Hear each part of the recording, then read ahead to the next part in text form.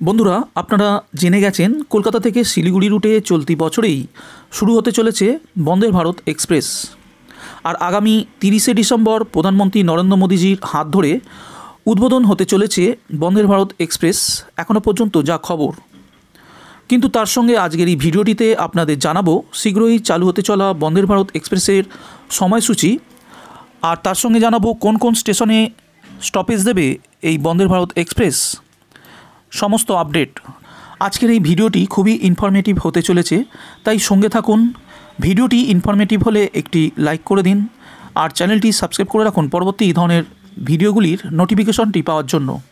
Rail বোর্ডের তরফে রেলের আধিকারিকদের পাঠানো এক ইমেলে জানানো হয়েছে সপ্তাহে 6 দিন ছুটবে বন্দে ভারত এক্সপ্রেস।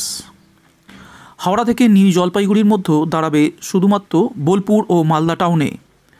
সূচি অনুসারে হাওড়া থেকে সকাল 5টা 50 মিনিটে ছেড়ে সকাল 10টা 45 মিনিটে মালদা টাউনে পৌঁছাবে ট্রেনটি। সেখান থেকে ট্রেনটি ছাড়বে সকাল 10টা বেজে 50 মিনিটে, নিউ জলপাইগুড়ি পৌঁছাবে দুপুর 1টা বেজে 50 মিনিটে। ফিরতি ট্রেন দুপুর 2টা 50 মিনিটে ছাড়বে নিউ জলপাইগুড়ি থেকে, মালদা টাউন পৌঁছাবে বিকেল 5টা 55 মিনিটে, হাওড়ায় পৌঁছাবে রাত 10টা 50 মিনিটে।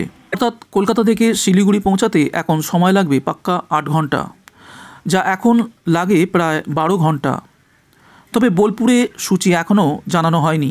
চিঠিতে জানানো হয়েছে ইতিমধ্যে পূর্ব রেলের তরফে এই সূচিতে সম্মতি জানানো হয়েছে, তবে উত্তর পূর্ব সীমান্ত রেলের তরফে এখনও সম্মতি জানানো বাকি।